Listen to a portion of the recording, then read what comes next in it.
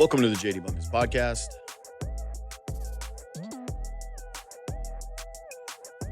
When the Blue Jays traded for Shane Bieber, did a reaction show with Ennis. And the first thing that we talked about, well, not the first. One of the first things we talked about was you were acquiring somebody with a player option, but that was irrelevant. Because if he pitched well, there was no shot that he was going to opt into $16 million on a one-year deal coming off of Tommy John surgery. Given the pitching market, you would have assumed he would go for a lucrative deal. Given his age, you would have assumed he would be going for a contract that would set him up for life. Not like $16 million doesn't set you up for life, but you get my drift here. He was well within his right to go after some big money. There was never a conversation around what if he opts into $16 million. If you said that, if you brought that up once he started to prove that he was healthy, you were almost looked at like a complete casual. Like you found out a thing. Oh, you found out what a player option was, but you had no idea that that's not where it gets invoked. It doesn't get picked up by guys like that during parts of their career like this. It was insane. You're never going to get over the Blue Jays loss, okay? You're not. I'm here to tell you that as happy as the memories will be, and you will have joyous memories, and you will always love that team, you will never get over the loss. Never. If you're a real sports fan, you really care, it's going to sit with you at a random time. It's grief. It comes in waves, right? That's what grief is. Some days you feel down in the dumps, and then other days you feel up, and that's sort of what the feeling for me has been like, and I think a lot of other people over the course of these last few days. Sometimes you're talking about a little happy memory with a friend, sometimes you're venting about something, and then every once in a while you feel the darkness of a loss like that. You see the Dodgers at their parade, and it just makes you feel sour. But when you have a horrendous breakup, when there's just, holy crap, the person that I thought I was going to be with, somebody that I thought was a one of one, it didn't work out. You need distractions and you need hope. You need the idea that something else good can come along in the future in order to move on. And I don't think I'm being overly dramatic in saying that Shane Bieber opting into a one-year contract at $16 million is an unbelievably welcome distraction that is helping you develop hope for the future. Some of you will go, hey, well, Shane Bieber, it's a one-year deal, and he was a little underwhelming in the postseason. He didn't have the over and over and over again. He ended up getting bumped down in the World Series to the team's number 4 starter. Not the point here. The thing that you need to be looking at with Shane Bieber opting into this contract is the power of the vibe in that Blue Jays clubhouse. That a guy who could have made significantly more money, without a doubt, decided to forego his free agency in order to return and try to win again with the Toronto Blue Jays. That is as positive a sign of this offseason as you are going to get at this point in time. Flat out. Bo Bichette is a free agent who the Blue Jays could sign today. It was never realistic that this was going to get done immediately. Maybe it gets done sooner than we think. I'll tell you this. Shane Bieber doing that makes it way more realistic to me that Bo Bichette is returning and that they re-sign him soon. I have Ben Nicholson-Smith on later today. We're going to do a bit of a Blue Jays free agency preview since the market does open tomorrow.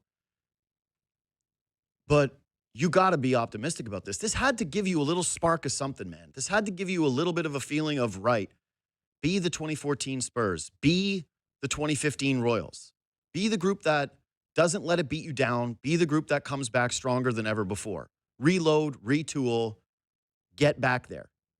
Try and capture the thing you came so close to attaining which was a World Series championship in a city full of fans that adore you. It's so many times you get lip service from athletes talking about how special a place was to them. And I've mentioned this throughout the run. Clearly, this Blue Jays team was different. I've never seen a run where all of the players' wives and girlfriends rush to Instagram to thank the city of Toronto and the organization for what has been a magical ride. Max Scherzer's wife saying that this was the most important stop in Max Scherzer's career, like a Hall of Fame career at age 41. That's not your average run-of-the-mill thank you fans post that you get in a newspaper or now on Twitter or on Instagram. This was clearly different. And to see this happen is not just validation of what this team had and how close they were and are, but also validation for the sports fans in this city, the fans of this team, to pick themselves back up and to reinvest themselves in the Toronto Blue Jays. It's that simple. That is as big of a warning shot as you could fire right now. 1-year deal, $16 million for a guy who won a Cy Young and who, if you look at the free agent pitching market, there's some really good names there. Framber Valdez is there. Dylan Cease is there. There's some names. It's not 25 guys that are as good as Shane Bieber. This is not, hey, don't worry, Shane Bieber. This is huge. This is really big news for the city of Toronto. John Morosi, I mentioned it before, had said that this is going to be one of the best years, if not the best year, Toronto has ever had in terms of being able to convince free agents to come here. And if you're someone in that clubhouse who's a free agent, like a Bo, if you are a player outside of that clubhouse who is looking for a place to win and be happy, how could you not look at that and say, yeah, I want to be a part of this. I want to be a part of that. Like, you ever make friends with someone in a great group of friends? You go to like one party with them or a bachelor party or something like that, and you see the way that they interact with each other, and you're like, I love these guys. I want to be a part of this.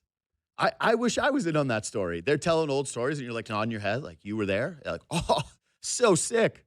No, you have no idea. That is got to be the feeling of some free agents who have a brain, looking at trying to parse between little differences in salaries with a team like the Blue Jays and some of the other contenders. Who doesn't want to go to work today? Who doesn't want to go to work every day and feel happy and see people that they're excited to see? The Blue Jays have that. That's real. That is going to carry over. Yeah, maybe some of the players are not as hot next season. Maybe some of these guys did have career runs. I feel pretty confident in some of the players that they have being studs again. I'm really strongly believing that Vladimir Guerrero Jr. unlocked something, a new level of confidence for that guy that is going to translate into next year. And that's for many other discussions. But I'm telling you, the Shane Bieber news is big. And it did. It reignited something in me. It was after your breakup, the first girl that pays attention to you, that calls you cute. I'm like, thank you. Thank you for that. This is real. That is something. And now, instead of having a lot of holes with your starting pitching staff, you can put down in pen 3 guys who, throughout the course of a regular season, are going to give you a chance to win just about every single night. And Trey Savage, Kevin Gossman, and Shane Bieber. I think Barrios is still a very big question mark. Again, I'm going to bring it up with Ben Nicholson-Smith later today on the show. I'm not sure if there will be room for Chris Bassett. I'm kind of hoping that there is in some capacity or another. I don't know if Max Scherzer is going to return, but my guess would be that if Scherzer does return, that he's going to want to be a Toronto Blue Jay. But to have 3 guys at the top of your rotation already set, to have it look like whatever they do in addition to this is gravy, to know that you could go into the regular season and say, well, if we need to add another starting pitcher, you can go out and acquire that in trade. That's huge for this team. It's massive for this team. And it should also signify this. So this guy, again, already took less, significantly less, which should be said. To what degree, I'll find out over the course of this week through guys like Nicholson-Smith and Jim Bowden and how surprising this is to Major League front offices.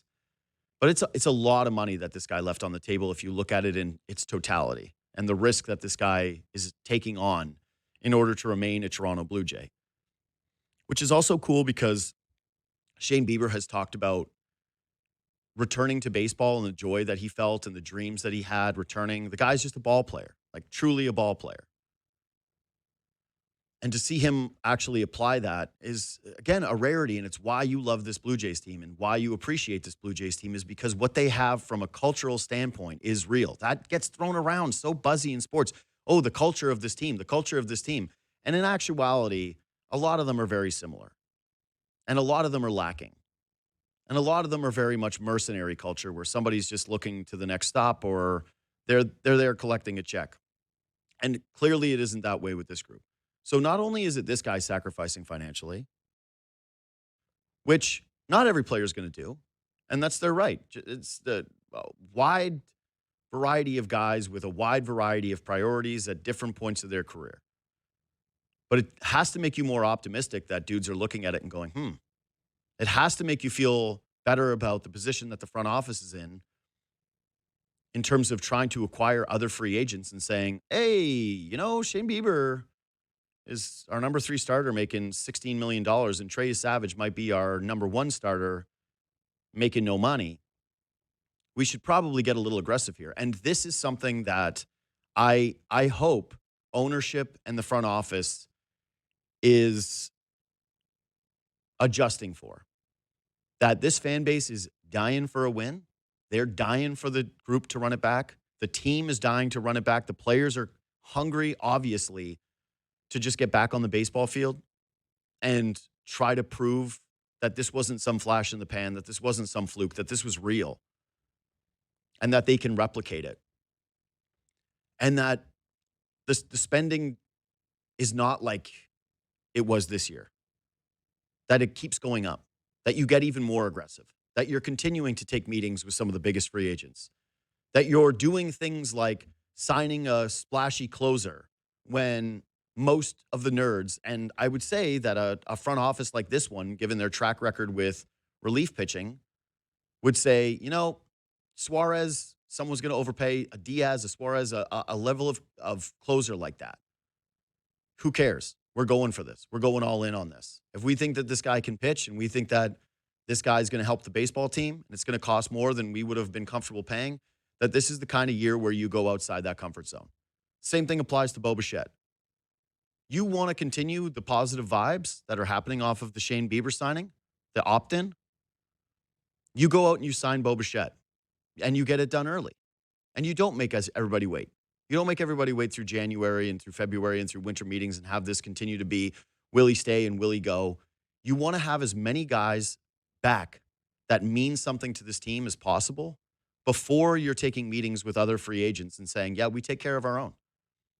What we have here is special and we recognize it and we're willing to spend even more to bolster it up. So yeah, that one mattered. And as much as this loss has been grief, as much of it has been an emotional roller coaster, going to bed last night and reading the news that, again, one of the premier starting pitchers in the free agent market decided to forego tens of millions of more dollars so that he could pitch for the Toronto Blue Jays next season, that's got to make you feel good. What also makes me feel good is our next guest, Joe Casciaro of The Score. What's up, brother? How we doing? I'm doing better, man, because of the Shane Bieber news. Honestly, I was sitting in the media room after that Raps win last night when I think John Heyman broke the story. And it was the first inkling of baseball happiness I had felt in, 72 hours? So Yeah. I'm hoping this is the beginning of something. It kind of sets the tone for the rest of the offseason, whether that's keeping the band together and then adding or whatever the case may be. But I'm hoping this is like the first domino in us being really, really excited about this team again. I just don't see how Shane Bieber is opting into that deal without talking to his teammates about how hungry they are to come back. Like that doesn't get made in a vacuum, right? Like this is one of their better starting pitchers. And him opting in this quickly tells you that these guys, after the loss, didn't just go hit the woe is me button and everybody separate and hug and cry and say bye-bye. Like, hey, what a year. We had a run. It's over now. that, again, one of the premier starting pitchers in the free agent market decided to forego tens of millions of more dollars so that he could pitch for the Toronto Blue Jays next season, that's got to make you feel good. What also makes me feel good is our next guest, Joe Casciaro of The Score. What's up, brother? How we doing? I'm doing better, man, because of the Shane Bieber news. Honestly, I was sitting in the media room after that Raps win last night when I think John Heyman broke the story, and it was the first inkling of baseball happiness I had felt in 72 hours. So Yeah.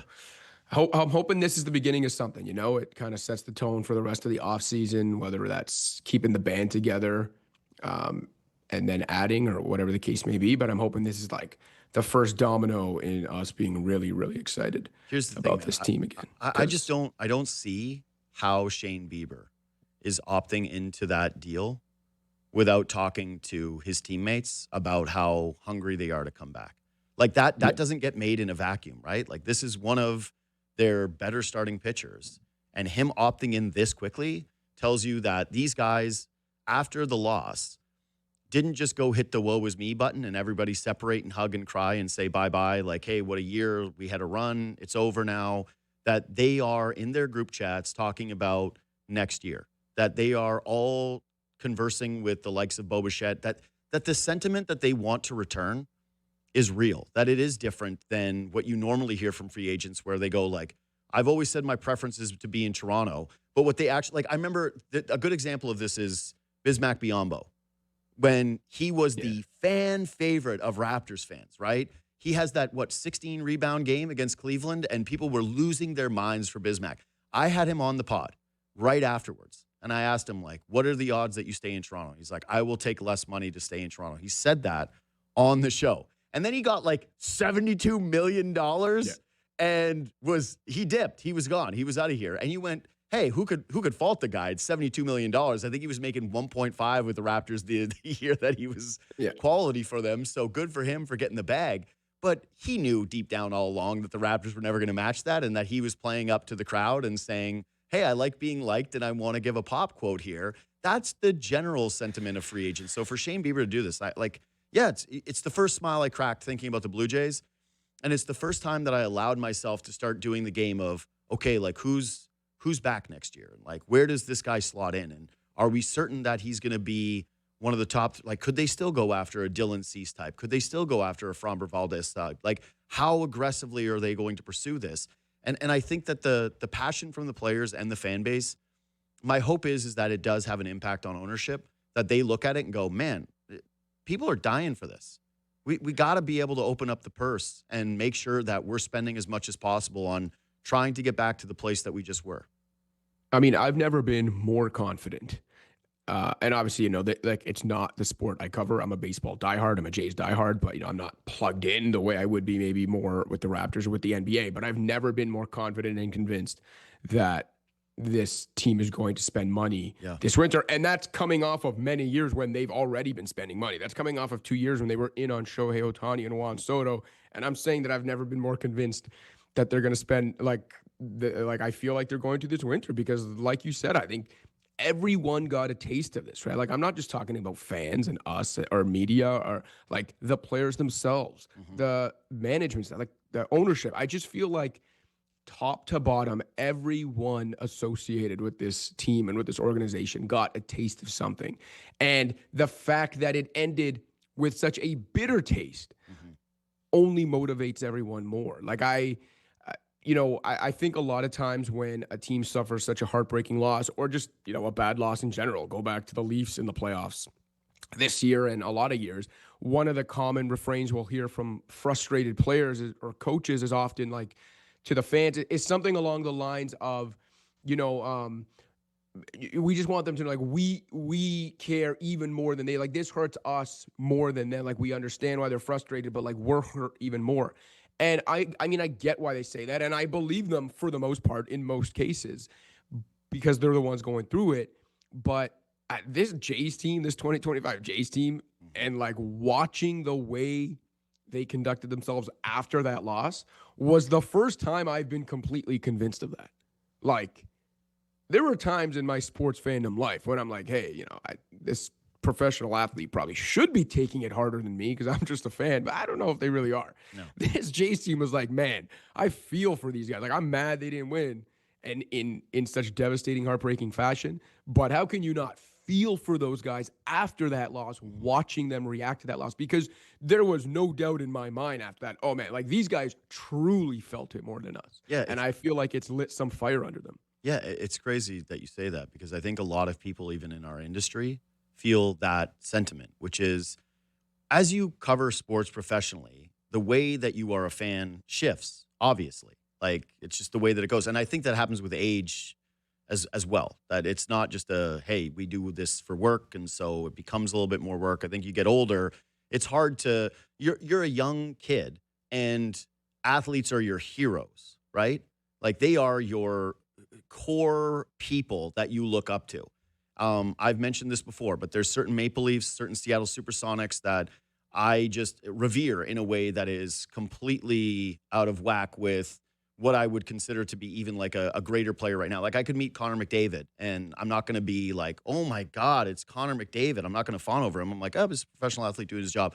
But if I meet Detlef Schrempf, I'm going to be quaking in my boots going like, I don't know what to say to you. You mean so much to me. So yeah. it's very different. But you're right. This is the first time with a team in a very long time where I rooted for the players in a way that was like closer to being a kid where I'm like, damn, I really like these guys. I really want it for these guys beyond just the city and the fan base and the storylines and all that different stuff. So the fact that they seem to be carrying the same way back, I think is part of the main reason why they are so endearing and why people are now, because of a little news story like this, able to start to move past the grief and the trauma that was that loss. All right. We'll shift into Raps now. Slightly lesser stakes. I'll admit it was really so I've been watching most of the Leafs and Raptors games in the afternoons, not live, because they've conflicted with a lot of Blue Jays games. And so most of them have been basically like me watching tape with the fast forward button and going like, all right, like I gotta kind of get this. Like how much of the Leafs drubbing of the Blue Jackets did I watch closely? Did I watch it like a normal game? No, but I've been staying in touch with everything. And the Raptors start their year and it looks awful. It really does. It's just, oof, they lose 4 straight. And I honestly wondered if it was full-blown panic time. Now they rip off 3 in a row. And yeah, okay, there's a couple of caveats in there, right? Like they've played a Bucks team that was pretty lifeless yesterday, that was coming off of a back-to-back, an emotional game against the Pacers, who are now their biggest rival. But I wanted to do Raptors early season impressions with you. So just some things that we have observed through 8 games that we think are real. Do you want me to start or do you want to start? I'll let you start, but I do want to just mention one thing because you mentioned how it looked like it was already time to panic. A week and a half into the season, I thought one of the most interesting things I've heard from a player in the first 2 weeks of the season, as I've been talking to guys both on the Raptors and in the visiting locker rooms when teams come through Toronto, was actually Jamal Shed at practice 2 days ago, and I asked him about comparisons to last year when, it was like an open rebuilding season. Obviously, the players aren't going to call it tanking, but we knew what it was. Yep. Versus this year when there's expectations, and whether those, positive vibes the players kept talking about last year, but even though they were losing, there was like such a positive vibe in the locker room and no one was panicking, whatever. I asked him if that was true in the first week and a half of this season when they lost 4 straight, when they looked awful, whatever. And I thought Jamal Shed was like so great in his answering that question, because what he said was like, no, yeah, we were panicking, but it was a good panic. It was like, we're better than this. We don't like the way we're playing. Like guys stepping up in the locker room and, whether it was himself or Scotty or Jakob Poeltl, people stepping up in the locker room and say, yeah, we should be panicking about this because we are better than this.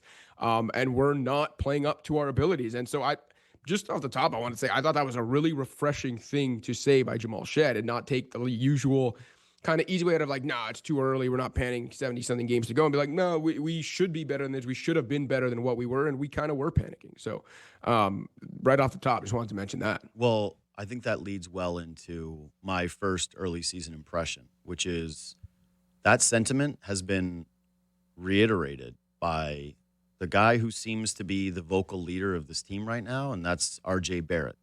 And my first early impression of the Raptors season is that this guy is trying to prove something, and in a very serious way.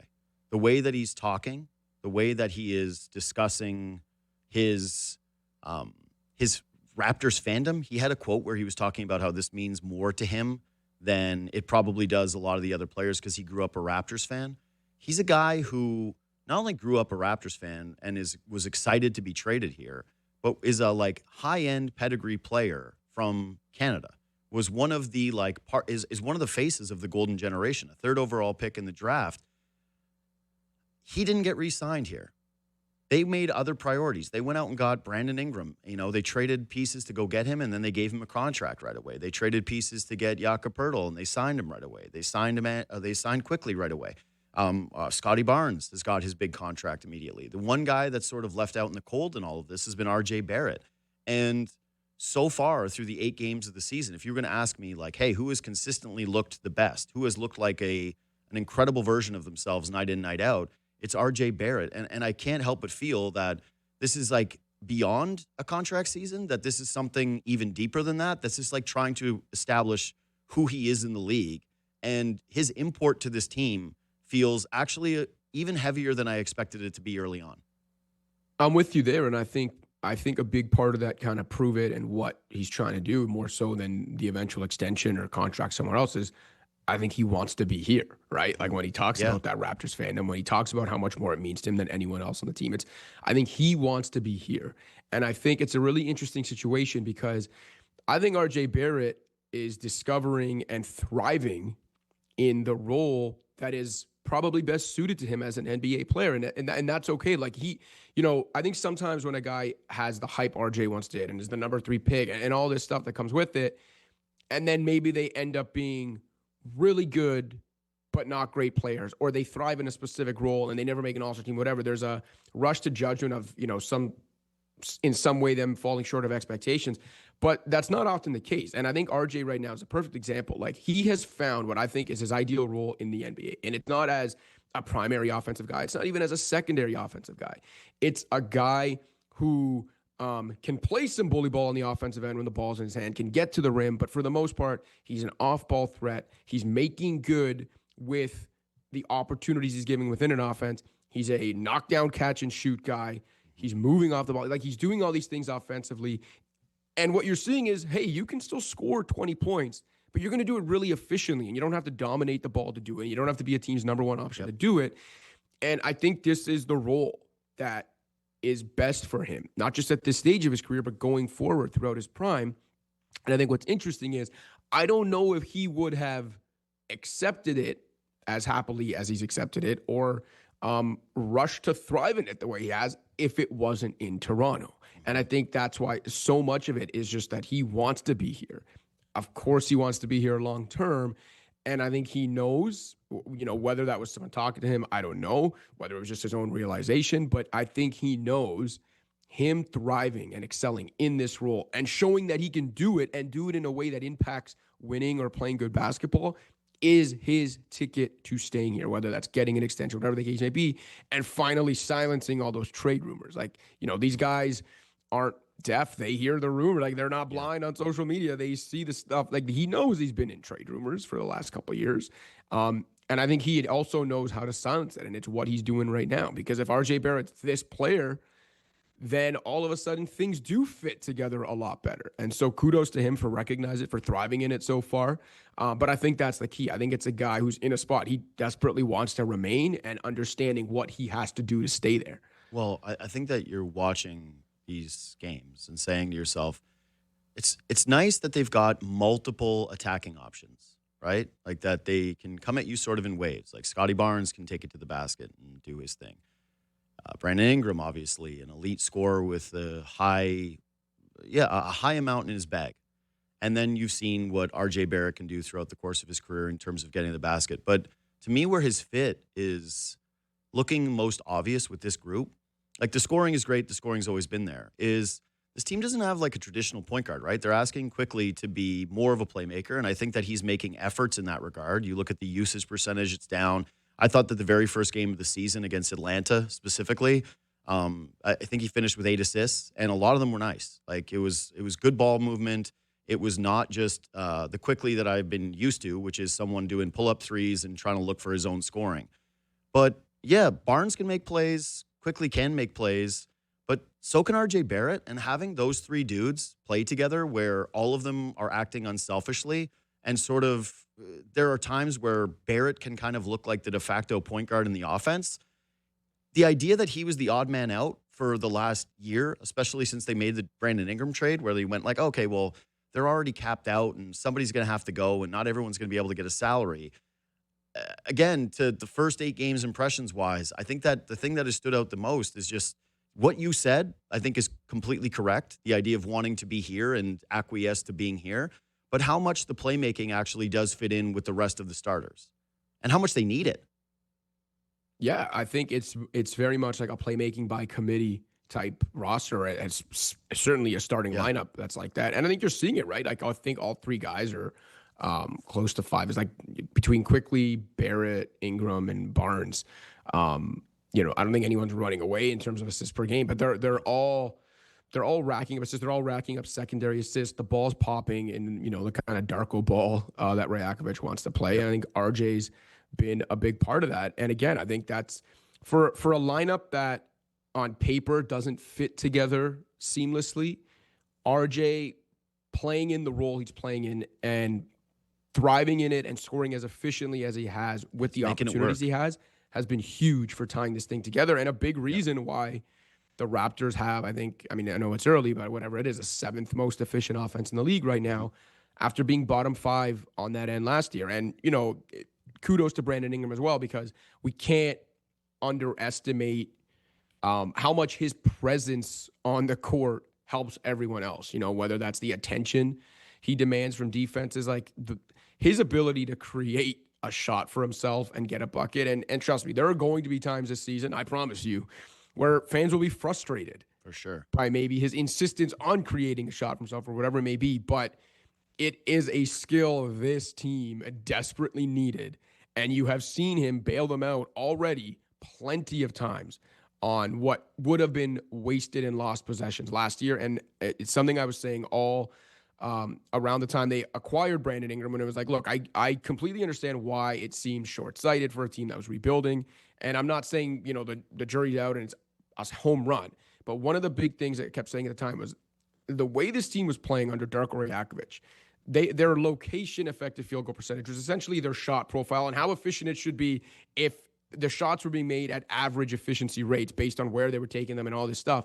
They had a top 5 expected efficiency, but a bottom 5 actual efficiency. They were a bottom 5 offense. And Brandon Ingram's ability to create his own shot, finish some of those plays that they're creating for guys who were, less skilled than he was, is a big reason why you've now seen that leveling out. Like I said, coming into the year, Brandon Ingram should help this offense go from, expected efficiency to reality, or at least balance those things out and find a middle ground. And I think that's what we're seeing right now. And it's on the offensive end. It is all coming together pretty nicely. So is that your first impression is about Ingram? Yeah, it was actually going to be about Barnes, but I'll say that was my first impression. Well, it's just how Brandon Ingram's skills and specifically his shot creation ability, shot making ability, and all the attention it demands from defenses has really kind of tied this otherwise mishmash offense together. Well, I'll say this too about Ingram to kind of close the conversation about him so far. The thing that I've liked is that what scared me initially with Ingram is just the style of play in which he is invoked throughout his career, and feeling like it was going to screw up with the Darko ball and that it was going to feel forced, that he was going to need his touches, that there were going to be moments in the game where it felt like he was going to impact the flow, and it was going to turn into Ingram iso ball and then turns between what the Raptors were trying to do on offense versus what Brandon Ingram wants to do on offense. And so far, and I thought last night was actually an incredible example of this, he just can disappear for stretches in a good way. Like, not in a, oh man, where the hell has he been this game? In a, oh, he's not commanding the ball. He doesn't look upset because he's not getting touches or buckets or shot attempts. That he's kind of fit in a little bit better than I anticipated from a, like, what the shot volume and force in which he is playing with. Yeah, there was a point last night, late first half, I looked up, and he had 4 points on only 4 shots, but the Raptors had almost 70 points in the first half and were up by like 20. Right. Know? And I don't know how many people would have expected numbers like that at any point this season. They would have thought, well, Ingram probably went off, and if he's not going off, he's probably taken like 13 shots already. So, yeah, I'm with you. I think he's blended in really beautifully, man. Yeah. No, it's been good. Okay, so what's your first impression on Barnes? It's just that Scotty Barnes has continued where he left off last season defensively. I think he's taken another step on that end and has continued his ascension towards like two-way stardom on some level. Again, I know maybe not super stardom, but stardom on some level. And I think that that remains the most important thing for this team and for this franchise, both as presently constructed, but also when you're thinking big picture. We talked about RJ's ability to score efficiently in a different role. Scotty's doing the same thing. And again, I think offensively, it is a role that's best suited to him. It's more off ball, it's more cutting, it's more rolling, it's more being in the dunker spot, it's more getting out in transition, finishing the opportunities you have. And then you look up and Scotty's still averaging 20 plus points on, the most efficient ball of his life. He's shooting the three well. We've seen him shoot it well early in seasons before, so I'm not going to believe it yet when it comes to the long distance shooting until we see a bigger sample. But for the most part, offensively, checking all the boxes in his new role. And then defensively, the team has picked it up behind him now. But even during that horrific defensive stretch they went through over a week and a half last week, I thought he was the lone bright spot on that end. Like, he has been everywhere defensively. He's been a monster. He will guard Giannis Antetokounmpo to the best of his abilities, but he can also act as like an anchor for the defense. Then he can be a disruptor at the point of attack. Then he can be a rover who's like, disrupting passing lanes off the ball. He's just been so good defensively. And I think if you're thinking about this in the big picture, forget what they do this season.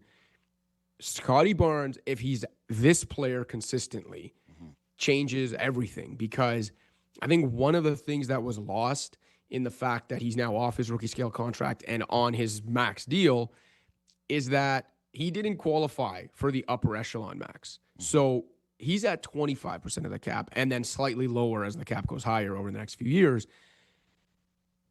Where you run into problems in the new NBA and with the aprons and stuff is when you have like the non-superstar type players in that 30 to 35% range, like Bam Adebayo making more than 30% of the cap. Great player, but in this apron world, Bam Adebayo making more than 30% of the cap is a problem in team building going forward. Scotty Barnes at this level, at 23, 24 years old, only going into his prime, under contract for 5 seasons with no options at 25% or less than the cap, that's an incredible building block for your foundation going forward.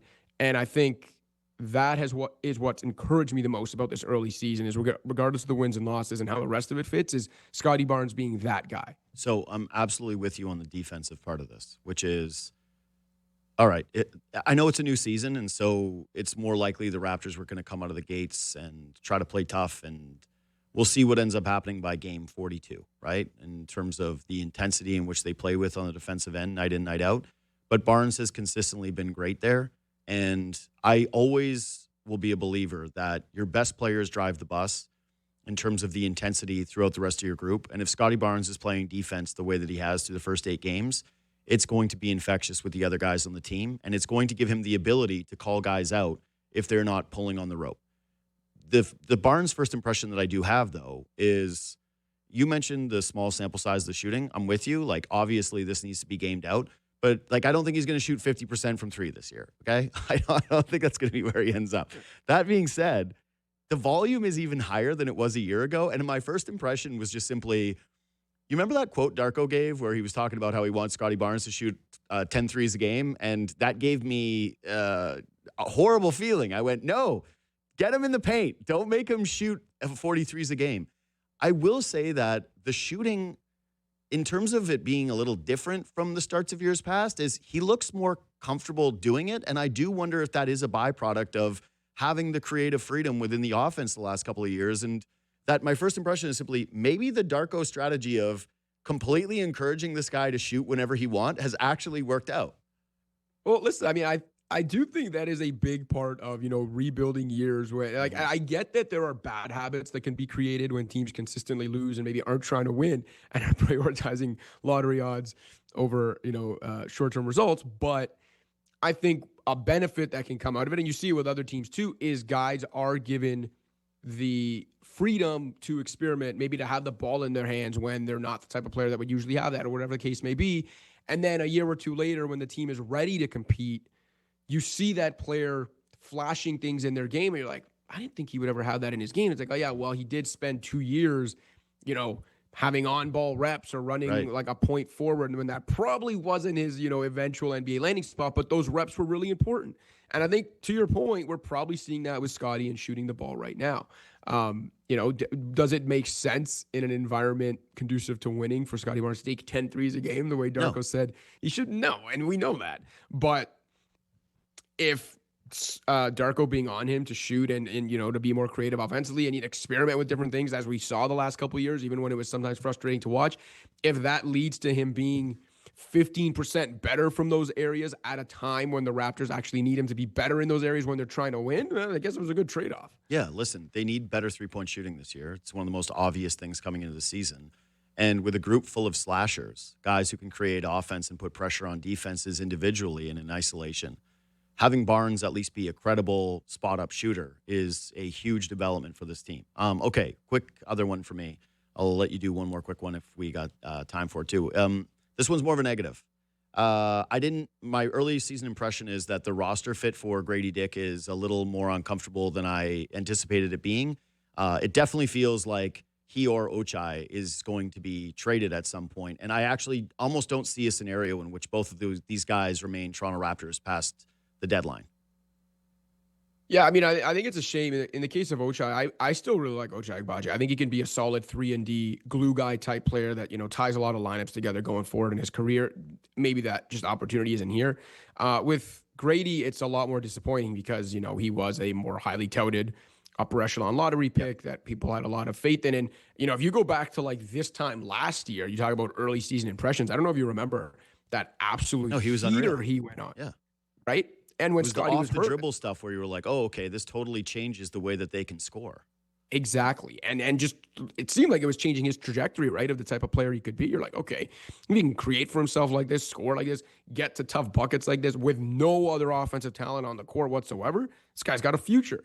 And it's really just been downhill since then. And, with Brandon Ingram coming into town now and the way this lineup's come together, I was one of the people a few months ago saying, hey, maybe RJ needs to be a sixth man, and that's how this thing works best. Well, that looks foolish now because he's been great and has fit in well, as we discussed with the starters. So it's like Grady's path to starting is non-existent right now, barring injury, which no one wants. And then you look at even coming off the bench. It's like, okay, he could play maybe 20 minutes a game, but is that really best for him going forward as a still young player who needs to figure some things out? Probably not.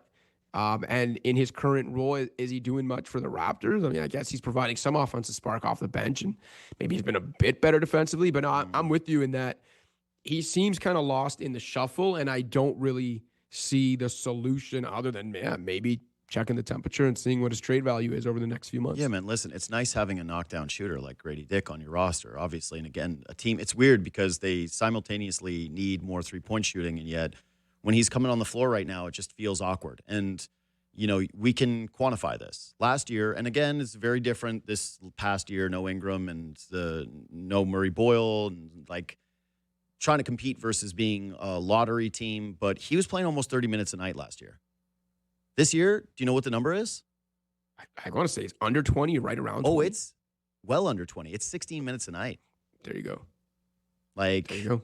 for a lottery pick who looked like a core piece of this team a year ago to the 8 games that we've seen so far, it's not even just like, hey, it's a little drought or it's a little bit of weirdness. The reason why I'm putting it in early season impressions is because I believe that what you're seeing here is real. Like, that's the premise of this thing. And yeah, I don't really see the pathway to this guy all of a sudden being at 24 minutes a night, 25 minutes a night. So that's where I'm at with it. Anyway, you got one more or no?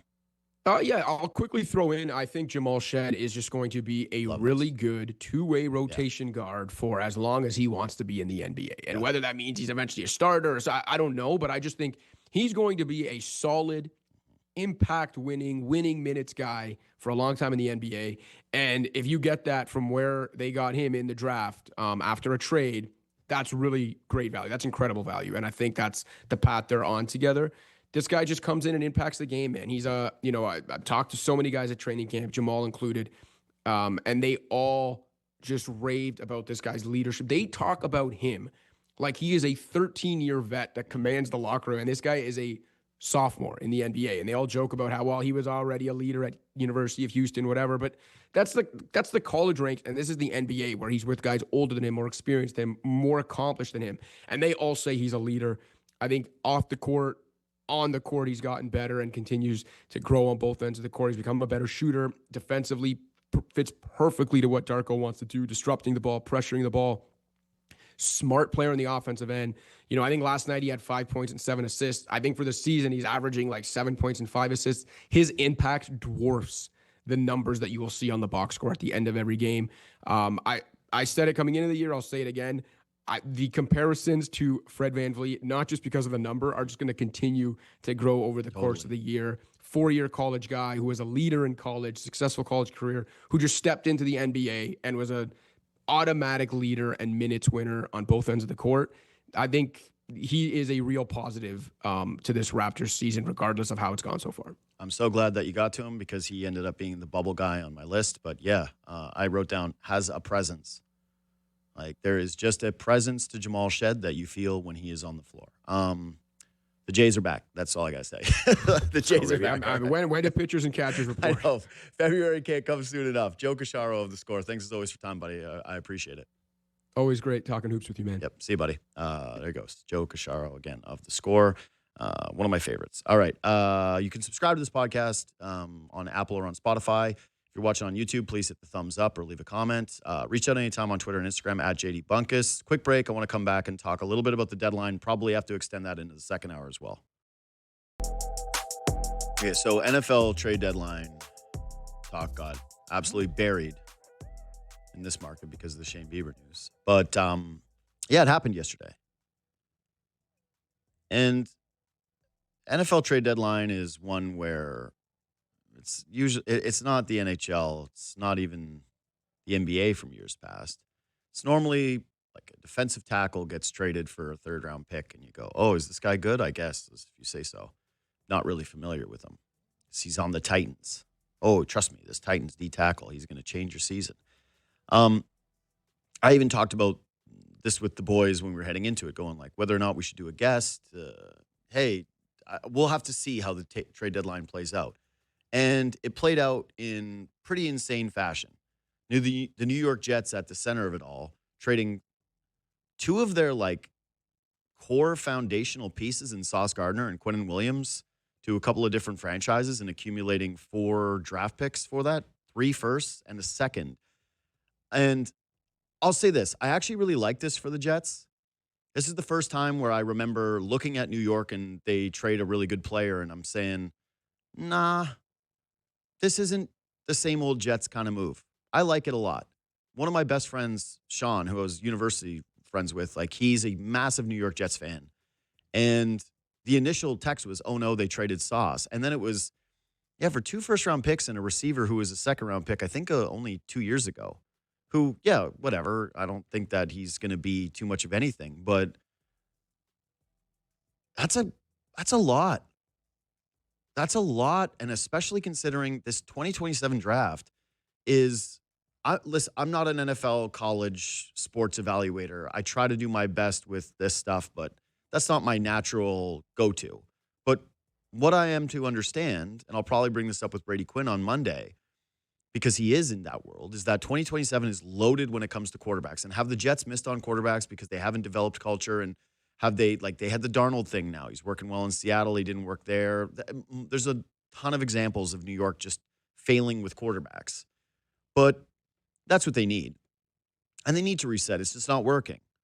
And could Sauce have been on the timeline because I think he's only 24 years old? Sure, but you get the rookie quarterback potentially in 2027, Sauce Gardner, I'm fine with it. I just think that if you get that much draft capital for those 2 guys, it's a bit of a no-brainer for an organization not going anywhere. So the Sauce Gardner trade, I really love that for them because, man, 2 firsts and a receiver from a team that let me say this. I hate trades where you give up first-round picks in years you don't know what's going to happen for players that are not complete game changers. And I'm sorry to Colts fans. Like, they're my Colts. I've been in on them from the beginning, but that's too steep a price for where you're at right now as an organization for a cornerback. Good contract, young, quality player. I get it. Anarumo, their defensive coordinator, is a defensive backs guy. So you're thinking you're going to get a higher ceiling on the player, but it's too much and it's too soon. And the Cowboys, I'm going to say for later, because I am in full blown empathy mode for Cowboys fans now. Like it has now reached the stage where making fun of a Cowboys fan is cruel and unnecessary, and it's over. Like the thrill is gone. The thrill is gone. There's no more making fun of Cowboys fans. That's dead now. It's passe. It's from a different era. You hug your Cowboys fans, friends. And I'll talk about that more later. But I'm going to take a break. I got to get to Ben Nicholson-Smith. We got to get back into Shane Bieber, the opt-in, what it means, whether or not money's going up, what's the deal with Bo, who they might be targeting. There's so much to get into. Ben Nicholson-Smith next.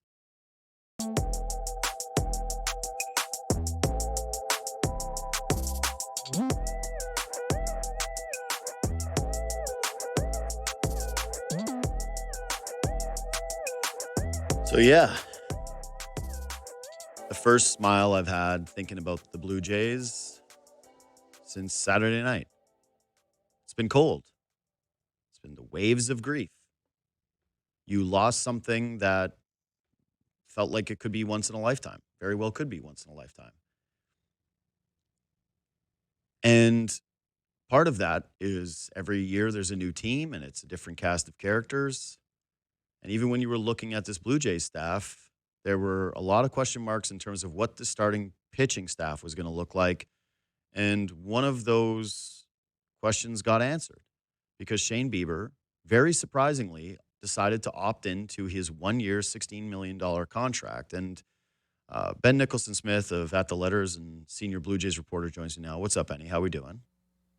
JD, Looking I'm good. glad that you can smile about the Jays again. I'm not sure that's the case for a huge chunk of Blue Jays fans, but here we are. Listen, am I ever going to get over the loss? No. It'll haunt me till my dying day. Like it's truly the most heartbreaking loss that I've ever endured as a sports fan, and it's very likely that that will be the case for my entire lifetime. And again, I'm a Seattle Seahawks fan who watched Marshawn Lynch not get the ball on a 1 yard line to win a Super Bowl. Like it's not close, but you get over breakups and trauma by having positive distractions. And I alluded to this, is like, this is after you get a bad breakup with somebody that you thought was the one, and the first girl that says you're cute, or the first date you go on and they're obviously into you. That's the way that Shane Bieber feels. It's like, are you over your bad breakup? Are you over your divorce? No, like you have thoughts about it still that are negative, but at least you've got something to distract you now. And that was Shane Bieber for me, where I was like, I was laying in bed and I was getting ready the Raptors game is ending, and I'm coming up with NFL trade deadline thoughts and Raptors first impressions. And all of a sudden I get to talk about something like this, which is great because, okay, I got to start with this, which is the discussion of how much money this guy actually left on the table and what his market looked like it was going to develop into. Because for him to do this before free agency even opens up, I think is a pretty strong indicator of how intense he wanted to be back here. And just for, my own argument's sake, people who have reached out to me being like, well, he's coming off of Tommy John and he only had X amount of starts. Jack Flaherty got $25 million in free agency last year. Like, the idea that Shane Bieber could not have done much better than a 1 year contract for $16 million, like, I'll never accept that, even based on what your answer is. So the floor is yours. For 12, really, because it was a $4 million buyout he was Right. getting either way. Yeah. First of all, it feels so weird to be talking about this right now. I'll be honest with you. Just given that 3-4 days ago, we were talking about Game 7 of the World Series. I think just to go back to that previous point, like, it's as painful as a loss could get. It's Game 7 of the World Series. It's extra innings. Everyone knows this already, but that's not going to disappear quickly. Nope. Just the remnants of that. So, and yet the baseball offseason, the baseball calendar waits for no one. So, here we are talking about Shane Bieber, which is a significant development for the Blue Jays. And, we don't just get the luxury of marinating in our own thoughts for 2 weeks, even if we might kind of like to. I actually do. I have my own show where I do that for 2 hours a day. There we go. I thought you and Ennis made some good points the other day, by the way. But anyways, I will answer your question. This is massive for the Jays. And I will say I got a bunch of comments from people in the industry last night who were surprised that it had unfolded this way. like very surprised. People who expected him to go to market and sign for $100+ million, agents in the industry being like, what happened here? And there is at least a significant part of this that comes down to what we've all been talking about the last few weeks, which is these guys genuinely enjoy playing for each other in this environment, in this city, for these fans. Yeah. There's just no other way to read it. Like, I'm sorry. For him to not at least even be curious to just see what the other offers were going to be, right? Like, he could have extended this just like a couple of hours, like, just saying, hey, give me some calls, agent, like figure out who wants me and who's going to offer what. Did you get an impression from any of those people, like what he was looking at monetarily? Well, certainly the speculation from outside was that he would have a shot to exceed 100 million. Yeah. I don't know if that would have been the case, but Robbie Ray got in that range. Yeah. Kevin Gosman got in that range.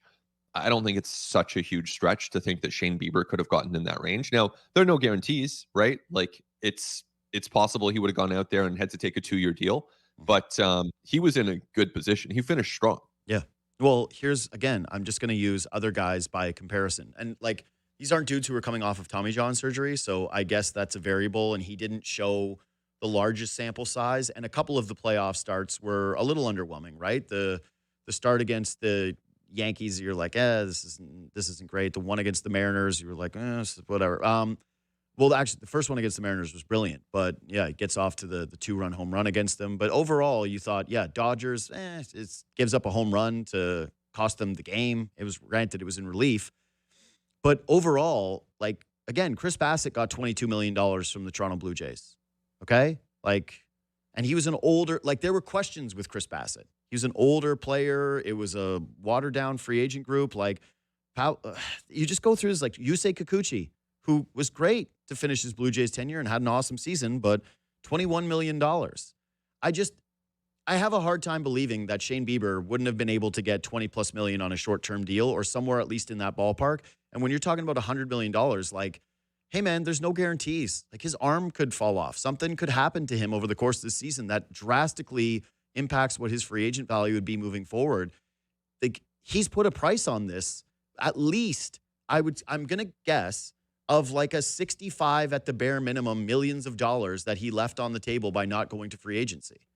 It appears to be tens of millions. Yeah. And how many tens, I don't know. But, sure. Sometimes you see guys do a deal if they're coming back from an injury. Maybe it's a 2-year deal. Yep. Opt out after one. It's like 40 million. You can Right. opt out after the first year. That would have been seemingly like a low end. Like if Right. the Blue Jays had signed Shane Bieber for 40 million over two years yesterday, No one would have I think complained. we'd all, right. I think everyone would be like, man, good job by the Blue Jays. They just addressed a big part of their offseason right there. And instead, it's a 1-year deal. And, of course, you can go beyond that if you want to after 2026. So they're in a great position. I think for the Jays, this is answering one of the biggest questions that they had going into the winter. Because for me, the needs were and are infielder, maybe that's Bo Bichette, but we'll say infielder, then 2 starting pitchers. Okay, now you have 1, and then some relief help. So now it's infielder, 1 starting pitcher, relief help. And then they can be a very good team if they do those things. Okay, so again, it's hard not to read this as purely the guy loves being here, that this team is unbelievably close, and Shane Bieber, someone who fell back in love with baseball and was dying to get back out onto a field, fell into a perfect situation in a great clubhouse that went to a World Series and thinks that they can repeat as champions. Now it gets into sort of the fallout of what this actually means for some of the rest of the group, which is, I know it's going to be too hard to read, like, hey, is the sentiment amongst the Bo Bichettes of the world that they're going to take less money to return with the Toronto Blue Jays? I don't know. I think it would be really hard to assess that at this point. But what I will say is, given that he is slotted in at like $16 million and that you've got Trey Savage, who projects as one of this team's top 3 starters, making very limited money, that you have salary certainty with Kevin Gosman, what do you think this says about what they could end up doing spending-wise with their starting pitching moving forward? Like, do they get aggressive, or can they get aggressive and actually continue to pursue the top end of the free agent pile with this signing? Yeah, I think that seems like a good read. especially coming off a World Series run. Yeah. And it's not just the World Series run. Like, the Blue Jays did not need to reach the World Series to convince ownership to spend. They were spending before, and they've spent for a number of years now like a top tier team. Presumably, making it to the World Series will not hurt on that department. It'd be very so weird. What a weird move it would be to like yeah, dial exactly. to just all of a sudden be moving money out for the sake of moving money out. No, they're going to continue, and we'll hear more from our Shapiro tomorrow on this. But the full logical expectation is they will continue to invest in the team just as they have for year after year. So would expect them to continue spending and pursuing some top players. Now, I don't think that we're going to see Kyle Tucker end up a Toronto Blue Jay, for example. You know, we've seen them operate at the top of the free agent market on Ohtani and on Soto. I don't know that we're talking there, but to your point, there's still some very good pitchers. Let's toss a Ranger Suarez out there as an example, who, you know, they're not headlining, you know, the entire offseason, but they're very good pitchers. Or these are the guys that the Blue Jays could certainly get in on and then just see where things land. Like, having acquired Bieber already, it just puts them in a position of power where they can wait. You know that there are going to be pitchers who are available in January, and they can engage with those pitchers if they need to.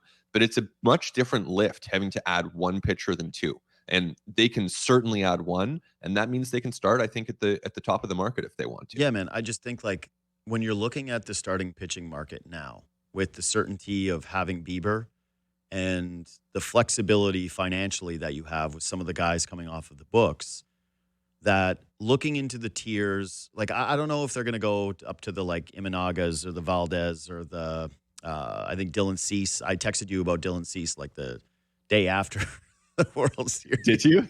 I must not have looked at that. I think I did. I was like, what if Dylan's so there actually is a decent amount of depth there.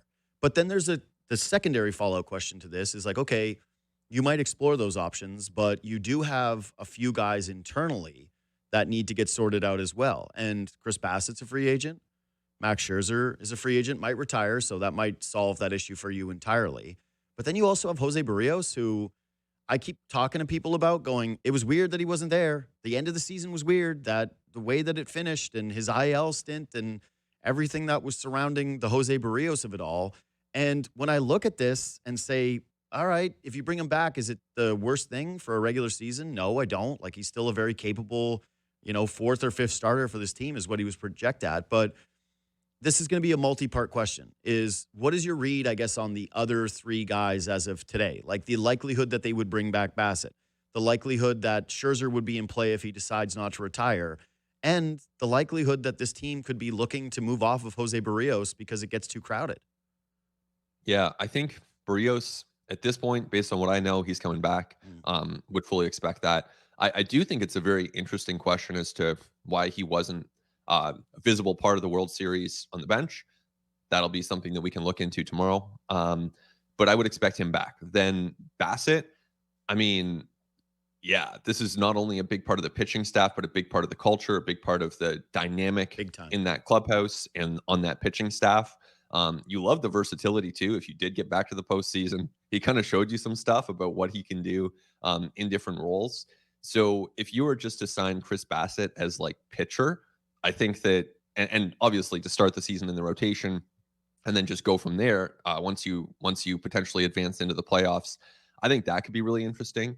And then Scherzer, I do expect he's going to pitch, but I don't know in what capacity. And we do know it took until late January or even February last year. So might be a while on that front. So maybe you start with Bassett, determine his interest. He said he's open to coming back and interested in coming back. Certainly believe that as well. So maybe you have something there. But I think simultaneous to that, you can also explore deals for pitchers who bring, a little more youth and upside as well. Yeah. If it's me, I'm taking calls on Barrios.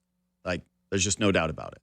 I'm looking at the free agent market and some of the guys that could help you out a little bit more. And to your point about Bassett being pitcher, I don't want to lose Chris Bassett and Max Scherzer in the same offseason from the hyper-competitive veteran who is super intense about everything but is well-liked by everyone in the clubhouse element that these guys have. I think Gausman gets a little underrated in that discussion with those guys. Like, we always go like, oh, these two are the two hyper-intense guys, where it's like, Kevin Gossman is a absolute 100% dog who gets it. I think that they have other guys in that clubhouse who have maybe not quite that temperament, but who are obviously intense competitors.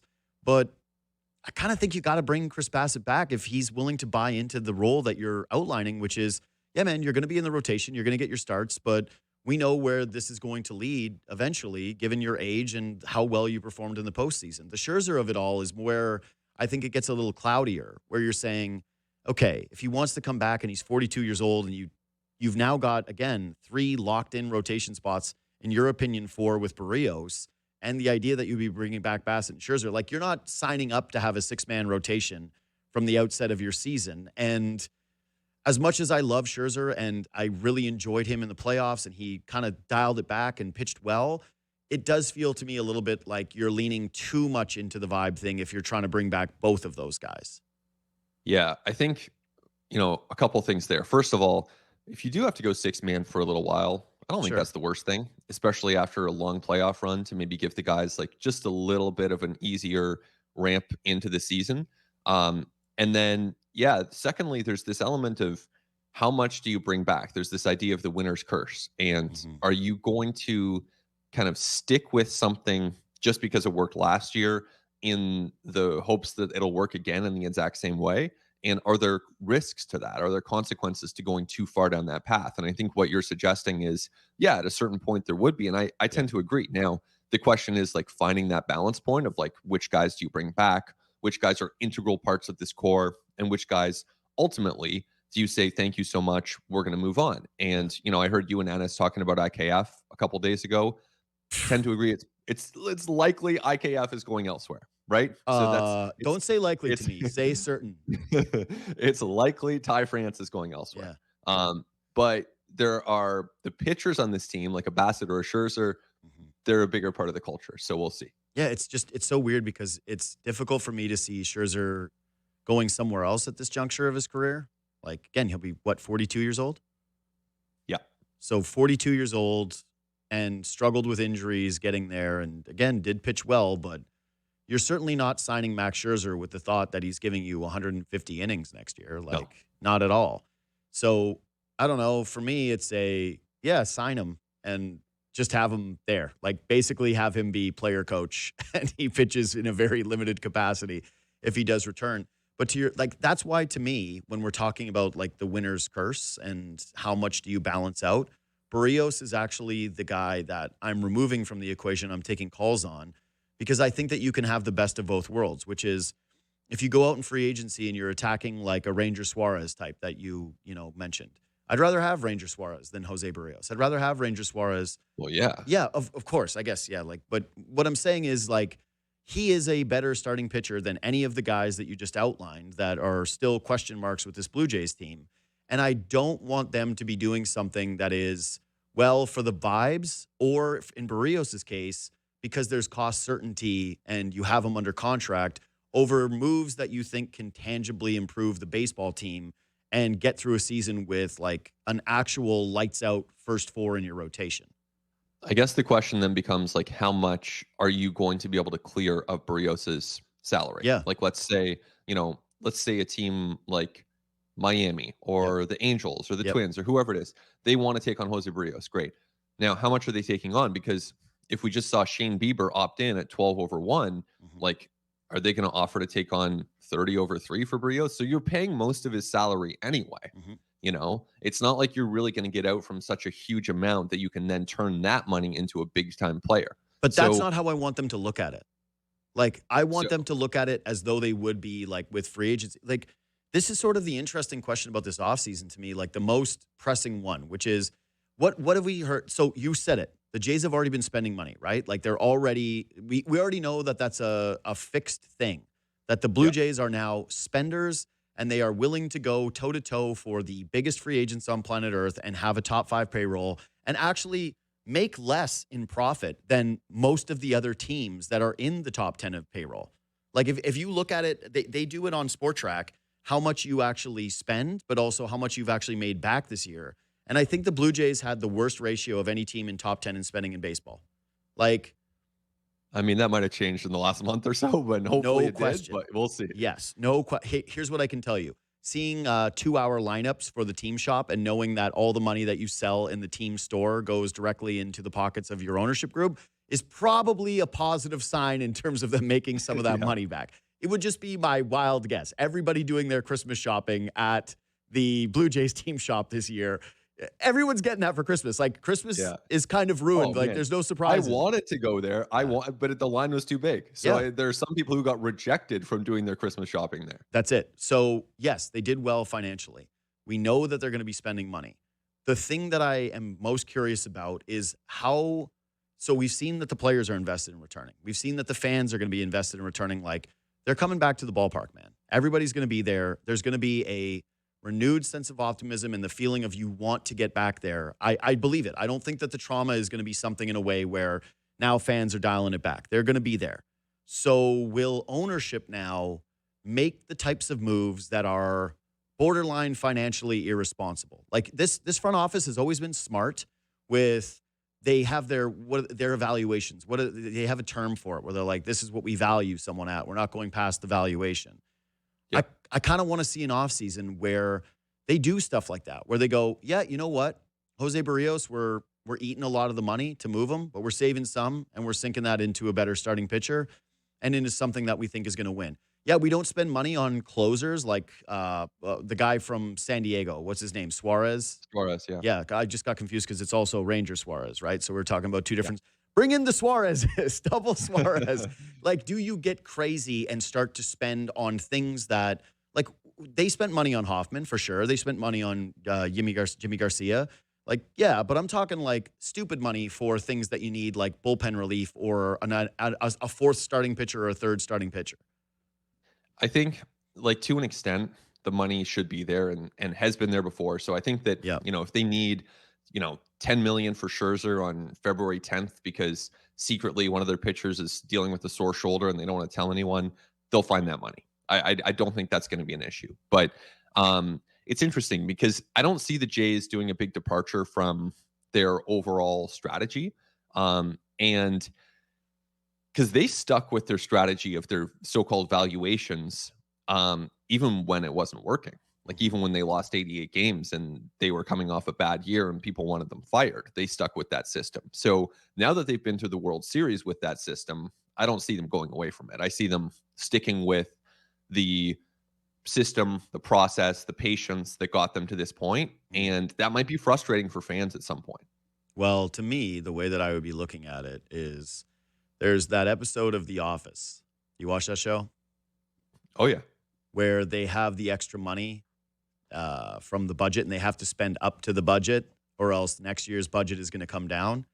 And I hope that even though the valuations have gotten them to this place and that they didn't go crazy when they were struggling and start to go over the top on players that they normally wouldn't have, that the way they evaluate this is, again, the way that I think the players and the fans are, which is that, sure, Vladdy's under contract for forever, and you've got Trey Savage, and there's other pieces to this organization, and the spending is going to be something that you really hope is now a staple of this team.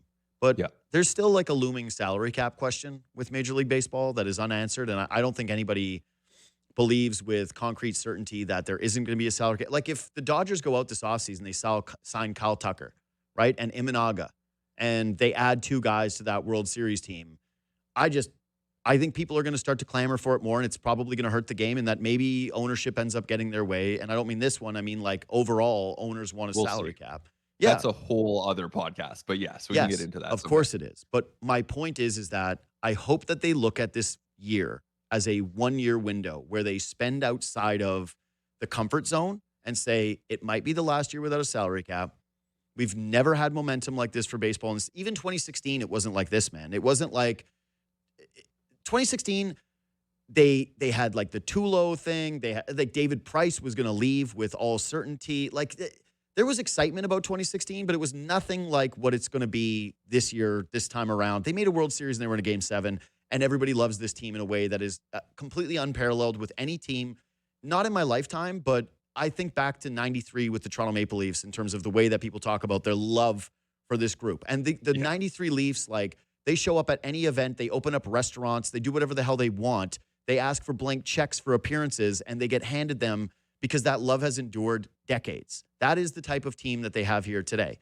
My hope is that ownership, that this gets through to the corporate levels, that this has now gone beyond like, hey, if you spend on this team and if you win with this team in particular, you've changed the face of this sport and your earning potentials for decades moving forward. Like, this is a once in a lifetime opportunity to go outside the valuations. Do it. And I think that support is there. Like, I've, talking to Blue Jays executives over the years, I do not hear them complain, oh, we just don't have the money. Like, it's not. This isn't something I JP hear. Ricciardi. No, they are like, yeah, we can do it, but what about this? We could also do this. What's the opportunity cost? So they think about it in terms of, what that might mean for their roster space or their 40-man roster or things that are finite. But there's not a lot of talk that, like, oh, if we spend 10 million here, we're cooked. Like, they're going to be fine for money. So I wouldn't worry about the money. I think the money will be there. Again, that's me saying that. So believe it more when you hear Mark Shapiro say it tomorrow. But I can give you like a 24-hour Band-Aid until Mark Shapiro says it.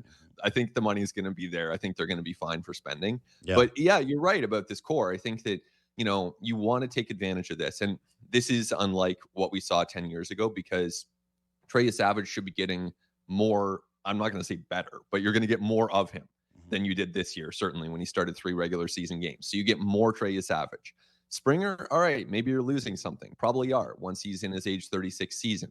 Gosman, maybe the same thing, but you do have some of these younger guys taking on bigger responsibilities and roles. You do get more of Bieber next year. Now we know that. That's a big deal. So this team should be good next year. And that's pretty, that's awesome for the fans of this team. I don't think it was like just a one-year blip. I do think that this was an incredible opportunity to take advantage of, and they almost took full advantage of it.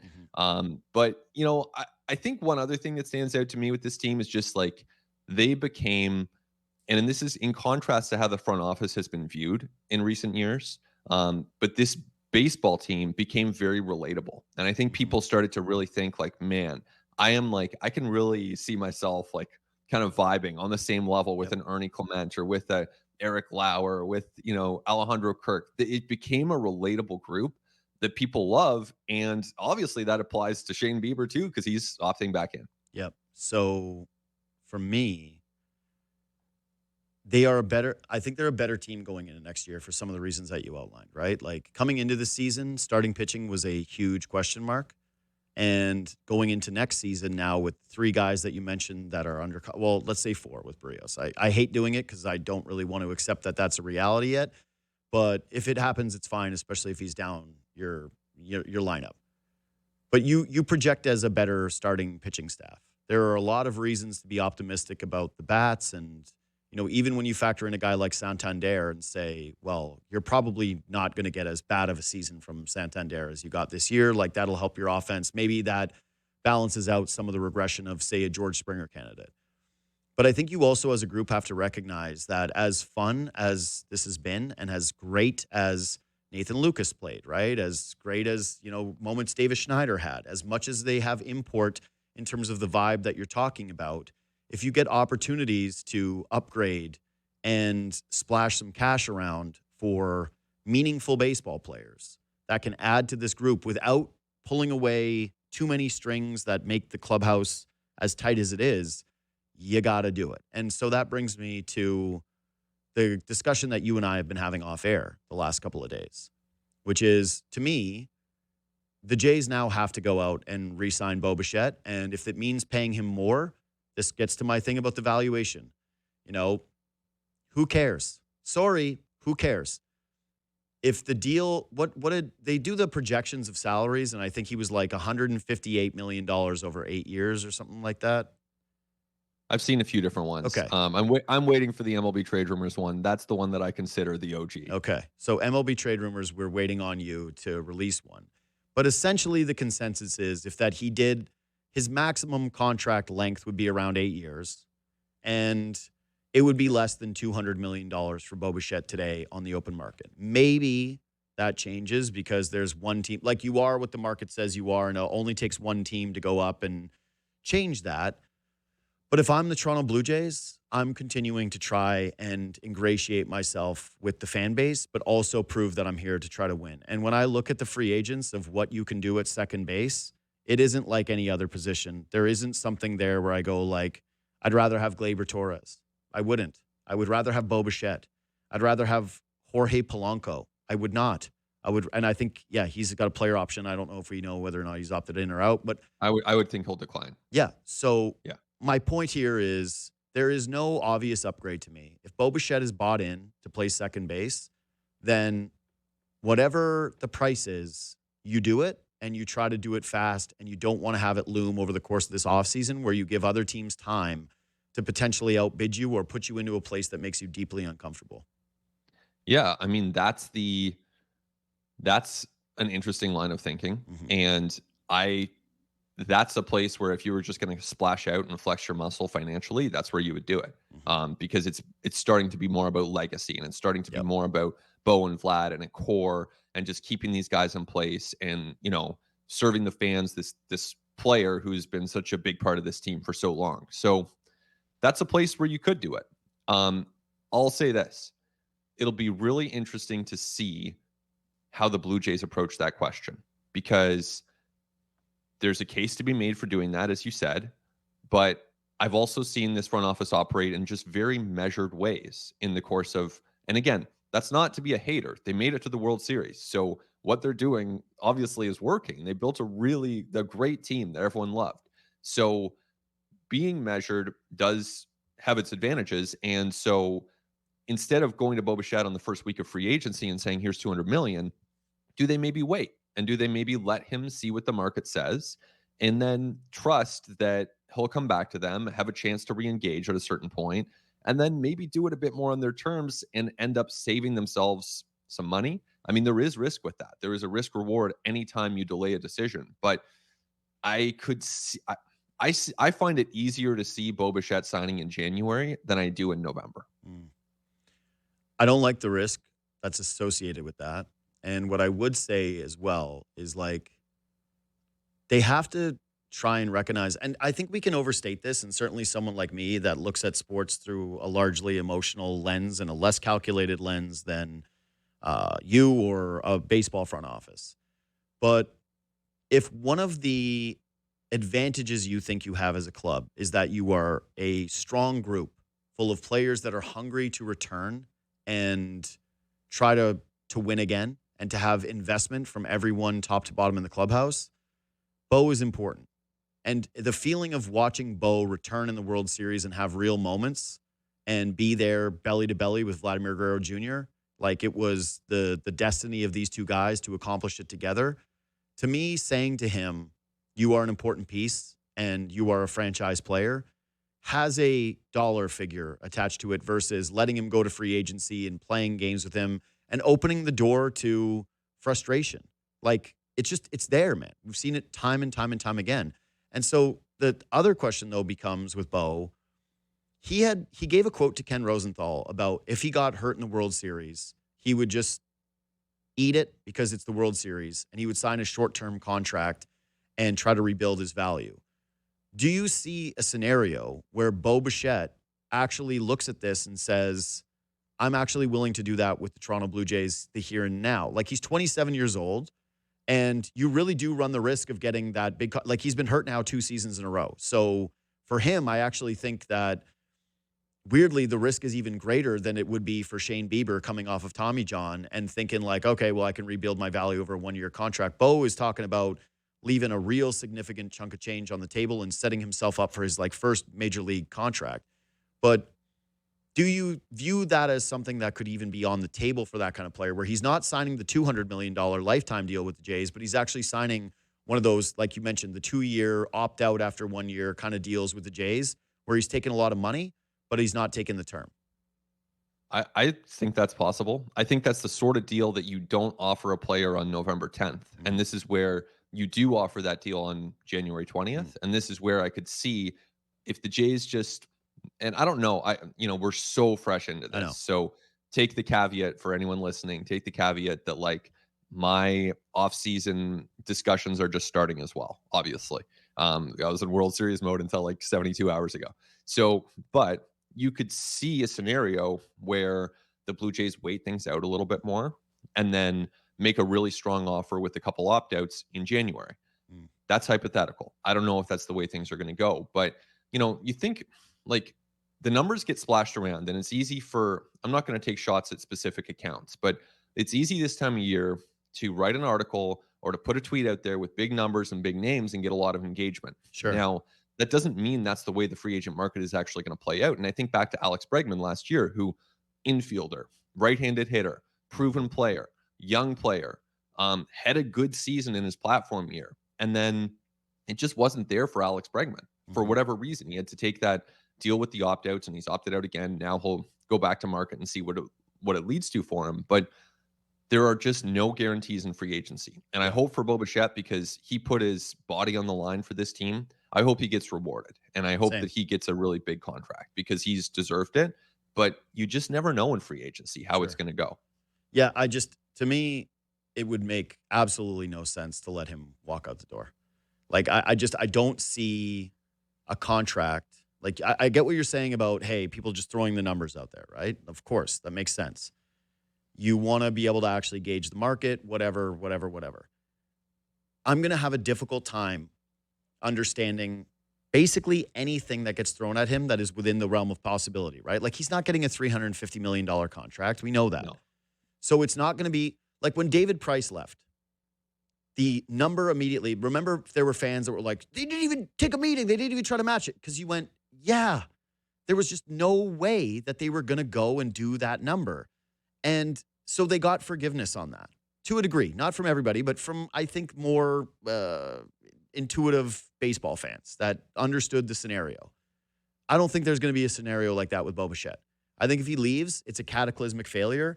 There's just no way I think that you're going to be able to do better at second base. And again, the guy came on one knee and hit a 3-run home run in a World Series game. And I think with an entire offseason of playing second base and getting healthy, that, man, it's only going to reward you. So you got to get Bo done, period. It's amazing what he did. It's amazing. And I feel like so like cold and mechanical, even making a counter argument to like just pay the man. Mm-hmm. But I do remember like Bautista went off in 2015. It was Arden. Like, just pay. Well, I wasn't going to name names, but there was this, let's just say there was a school of thought that it was just like, just pay him whatever he wants. And, Bautista was like 34 though. Yeah. Right. But there are things that we don't know about Bo, including what is his willingness to play second base. Mm-hmm. We don't know that I don't know that for a fact. Maybe some people know that already. I don't know that. So that's one variable. And here's another thing, just like as far as I just don't like getting too far down the path of like, they have to do this or they can't do this, because let's say for argument's sake, the Rockies offer Bo Bichette a monster deal. Okay. He signs in Colorado where his dad played. I'm making this up, obviously. Yeah. But let's say he does that. Then the Blue Jays end up with Murakami, who is this left-handed hitting third baseman, monster power from Japan. He's going to draw a lot of walks. Now you have Ernie Clement playing a lot of second base, maybe Andres Gimenez at shortstop, Barger's more in the outfield. Yeah, that team is good. That's a really, really good team. And you've moved some pieces around that doesn't include Bo Bichette, but like they could go back to the World Series. So I just don't like going down the path of like it has to be this or that. Yeah. I will. It has to be this. There we go. It has to be this. It has to be Bo. It has to be him returning. And it has to be on a deal that, fans are – I'm just saying, like, they've got to bring some – this can't be as cold and calculated as a normal free agent signing at this juncture. I totally hear you. Normally, I think I'm way more in the camp that you're in. I'm just looking at this through the lens of – you're right. There's a danger in trying to pursue the past, right? Like there's hey, we did this thing and we had this moment and now we got to try to recreate it all down to a science. It's not always that way. Just for me, Bo Bichette is a piece of this franchise. He's got to be one of the guys on the masthead moving forward. He's got to be a guy that people are still buying jerseys of. And I from a baseball standpoint too, like there's question marks about his health. There's question marks about his position. There's question marks about, hell, I didn't even raise this, but like Bo's base running, I don't know if it's going to return to a point where you don't feel like he's a liability on the base paths. And you're looking at a baseball team that could have like Alejandro Kirk, Anthony Santander, Bo Bichette. Like, Springer. yeah, that's a lot Well, of Springer moves, but he's still getting older. sure, but that's a lot of clog on the base paths. That's a lot of, hey, are we using a pinch runner here again? And you saw how that impacted them in the postseason in general. So, like, there are arguments against it. And I'm probably too trapped in the emotion of it in general right now. But even again, like when I look at it as of today, if we're just doing shortstops that are on the market and second basemen that are on the market, to me, he's the clear and obvious guy. And if you're trying to win, you go with the clear and obvious guy. Right. And so I think I'll say this. The one thing that they absolutely have to do, and maybe they've done it already, is they have to have a really honest conversation with Bo Bichette and say, where are you at? What do you want to do? Presumably, because this is what he said every single time he's been asked, presumably he'll say, I want to come back. Yep. Then you have to understand what position he's open to. Yep. That has to be understood before you proceed. Ideal world. And then you go from there. And He wasn't good at shortstop before he got hurt. So it would be an incredible amount of hubris for him to say that, like, I have to play shortstop given the results there this year. Again, pre-injury. He wouldn't be the first to want to stay at a position he's played his whole life. Yeah. Yeah. But the guys who do that normally win multiple World Series, and their names are Derek Jeter. And that's like the level of guy that doesn't want to move off of that position. Anyway, I'm more excited than I was. I'm in a positive wave of grief. I'm at least thinking about the future now. And you know what? Like, it's going to hurt. Like I said, it's going to hurt me for the rest of my life. I will never, ever, ever get closure with that world championship. But the best way to get over somebody is to get under a new person. And so, yeah, that's the 2026 Blue Jays. Like, come on down. Be my wife. That's amazing. Hey, buddy, I always appreciate the time. And yeah, we'll be I'll try to not bother you as much as possible because I know you baseball guys need some rest after this run. But yeah, we're going to be talking free agents again. GM meetings next week. Let's go. All right. Ben Nicholson-Smith at the Letters and senior Blue Jays reporter for Sportsnet. Quickly, some tickets to give away. AC/DC is bringing their Power Up tour to Rogers Stadium on September 16th, 2026. And we've got your chance to be there. We're giving away 3 pairs of tickets to the show, to this legendary night of rock and roll. Just text the code word ACDC to 590-590 for your chance to win. Tickets go on sale to the general public on Friday at 10 a.m. on Ticketmaster. This contest is Ontario only. Standard message and data rates may apply. Subscribe to the podcast. Leave 5 stars. Quick, what we missed. I didn't think I was going to be talking about the Blue Jays again so soon. Felt right. So I mentioned in the earlier block, if you are just listening to hour 2 of the podcast, that making fun of Cowboys fans is dead. It's over. You just can't do it anymore because it's gotten to the point where it's like Cleveland Browns territory. Like, Cleveland Browns fans screaming right now, like, hey, they won in the 90s. Like, nobody cares. That was a million years ago. That was actually a little depressing thing about me watching the Cowboys doc, which I did, was feeling like how long ago that was, even though I was alive. And that the Blue Jays, like, we celebrate 92, 93, and watching it and being like, oh, right. Long-ass time ago. They've done nothing in forever. I don't think anybody really cares under, 45 years old? About Aikman and Irvin and like the glory days anymore. Like it's the time has passed. You can't celebrate that anymore. It's nice. You have it forever. Banners hang forever. But what they did on trade deadline day was malpractice. Like, I spoke to Charles McDonald when they made the Logan Wilson trade. And I went, why? Why are you giving up anything? Like, first of all, this guy's on the worst defense in the NFL and they don't want him.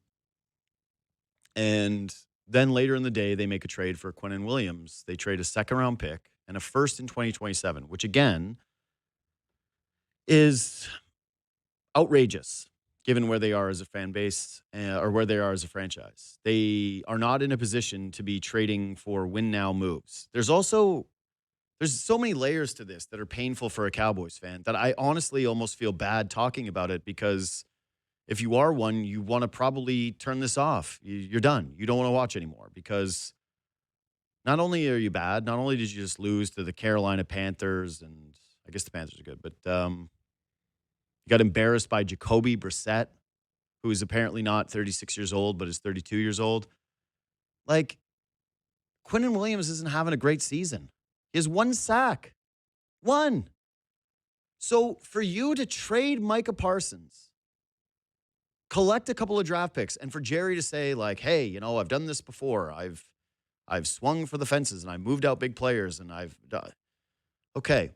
You couldn't sleep. Like, it was a horrible trade moving off of Micah Parsons. It's insane that it ever got there. It's wild that the Cowboys had prioritized other players. It just did not make any sense. Losing Micah Parsons sucks. Painful. Already painful. But to turn Micah Parsons into essentially Quinnen Williams, that's an indignity that no sports fan should endure. For a guy who was, again, 1 sack this year and is like 90th in pressures. And I know he's a defensive tackle. He's not an edge, but come on, man. Come on, Jerry. Come on. How can you do this to people? This is just awful. This is awful what's happening to Cowboys. I never thought that I would be in a position where I cared about Cowboys fans because they did the America's Team thing. I always thought it was weird when people from Canada were big Cowboys fans when there really isn't the natural connection and that they're kind of holding on to, I guess, maybe their parents being bandwagoners or them getting a Dallas Cowboys shirt from being a kid. But this is ugly. This is ugly. And the worst part about the trade, outside of, again, like the Micah Parsons of it all and flipping him into Quinnen Williams and feeling like you're just completely rudderless at the top, that there is no real direction that makes sense, that you're being hijacked by a rich old man who refuses to let go of the reins and is trying desperately to win one more, is that they traded the better of the 2027 pick. They made this trade where they're not just offering a first and a second, but in, again, a loaded draft class in a year where the Cowboys might stink, where Jordan Love could get injured and the Packers might finish down the track, that they gave up this pick and decided that it would be the better of the, like, who's negotiating this deal? How do you get beaten down this badly? Who were you negotiating against? Who was offering a better trade package for Quinnen Williams? This wasn't a part of, like, the trade rumor stuff. I just don't. There are some things that you can at least see the argument. Hey, you buy low on a player. Or, hey, you look good. It just, to be one of the, I would say, bottom 15 teams in the NFL and the Cowboys, like, they're hopeless this year. They're not winning a Super Bowl this year. To make a win now move for a player that is having a down season and to give up a trade package of that caliber, where, again, you're throwing things you're sweetening the pot. You can't make fun of Cowboys fans anymore. They're like, they always argue they're in the hopeless franchise rankings, and I've always pushed back because they won in the 90s and at least they had some glory years. Like, nah, that's as hopeless as it gets. As long as Jerry Jones is there doing things like this, you're as hopeless as it gets. I feel bad for their fans. I weirdly feel good for the Jets. I feel horrific for the Cowboys. I don't really like the moves for the Colts. I thought that the Seahawks actually did okay. I wasn't crazy about it at first because it's like a deep threat, Rashid Shaheed, who comes there and adds a different element. Trying to think off the top of my head the other moves. I don't really get the Jaguars going out and getting Jacoby Myers. It feels desperate. They're not good. They stink. They're not Jacoby Myers away from doing anything. What else was there? That's it. Who cares? Who cares? The Jays are back. Bieber's back. The boys are coming back. They're dying to get back on the field. Front office, spend money. Ownership, spend more money. Come back next year stronger than ever. We'll see you tomorrow.